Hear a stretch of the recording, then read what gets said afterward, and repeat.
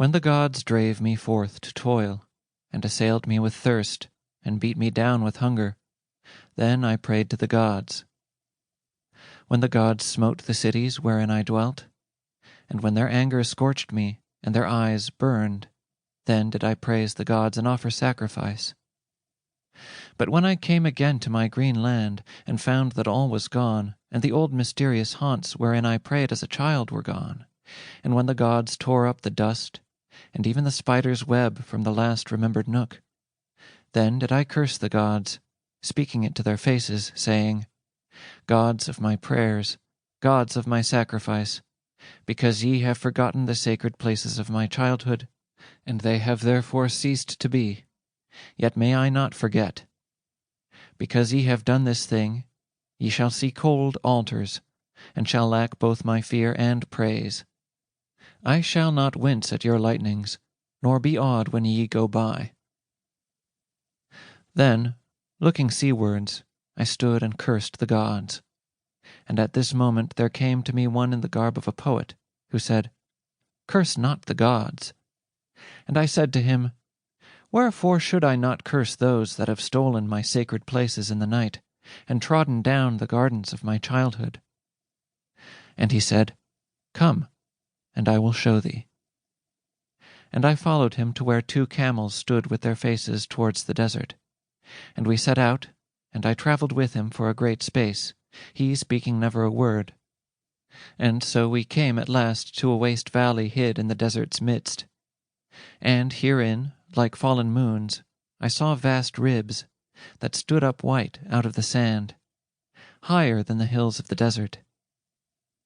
And here and there lay the enormous shapes of skulls, like the white marble domes of palaces built for tyrannous kings a long while since by armies of driven slaves. Also there lay in the desert other bones, the bones of vast legs and arms, against which the desert, like a besieging sea, ever advanced, and already had half drowned. And as I gazed in wonder at these colossal things, the poet said to me, The gods are dead.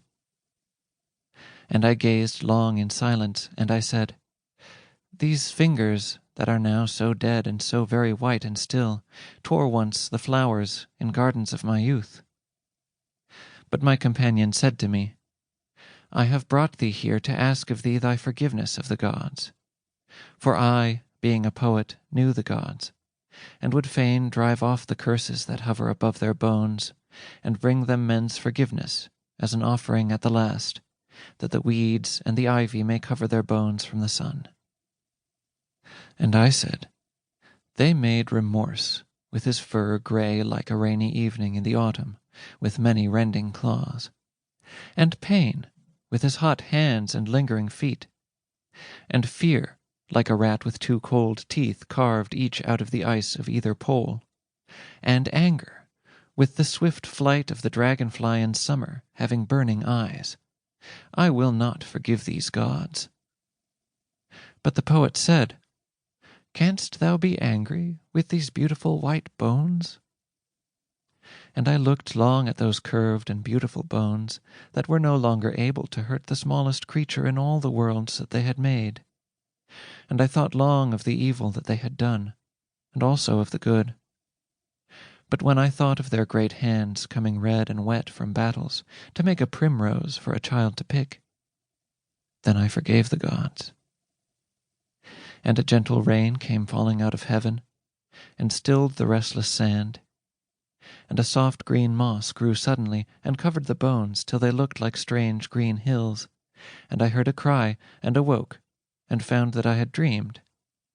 And looking out of my house into the street, I found that a flash of lightning had killed a child.